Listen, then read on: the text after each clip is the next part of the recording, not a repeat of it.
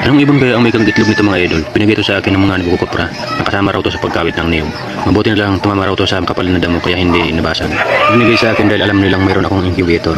Napisa na mga idol ang itlog na sinalang ko sa incubator. Ito na siya oh.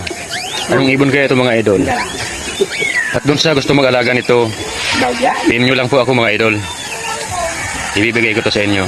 Basta siguruhin nyo lang na may sapat kayong kaalaman sa pag-aalaga sa ganitong ibon, mga idol. Kinabukasan ito na siya mga idol. Tuyo na ang balahibo at kumakain na rin siya.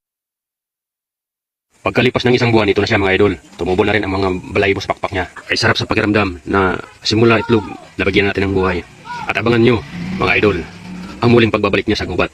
Dahil i-release natin to kapag kaya niya nang makasurvive ng walang gaalagang tao. Kung gusto po ninyong mga idol na panoorin ang mga ganitong video, dalawin nyo na lang po ang aking Facebook page. Ito po ang pangalan ng aking Facebook, Juniper E. Atole. Sa itlog na ibinigay sa atin ng mga nagkukupra na isinalang ko sa incubator at napapisa ko, malaki na siya ngayon mga idol. Dito pala mga idol sa lugar namin sa bundok, marami pang mga kahoy. At wala rin kaming kapitbahay na maaaring makapanikit sa kanya. Tingnan nyo mabuti mga idol kung anong uring ibon to. Kung anong uri ng igil. Napakaganda niya mga idol oh. Comment lang kayo mga idol kung anong uri ng igil to.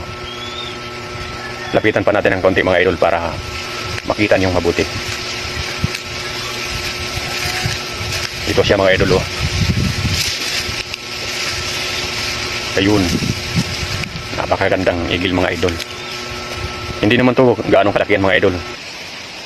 Hindi nga ito umabot ng 1 kilo ang timbang niya. Malaki lang siyang tingnan kasi makapal yung balahibo at mahaba yung mga pakpak. Pati yung buntot niya mahaba rin mga idol. At ito ang paligid ng aming bahay dito sa bundok mga idol. Napakarami pang puno. At madalas siyang nakarating dun sa malayo na yun, nagubat. At ang bahay namin dito sa bundok mga idol, ayun lang oh, sa may puno ng mangga. Ito rin ang taniman ng palay at gulay. Dito mga idol, sa puno ng akasyang ito, madalas siyang sumisilong kapag malinsangan ang panahon. At minsan ko na rin siyang nakita na nakahuli na ng inakay ng pirok-pirok na ibon.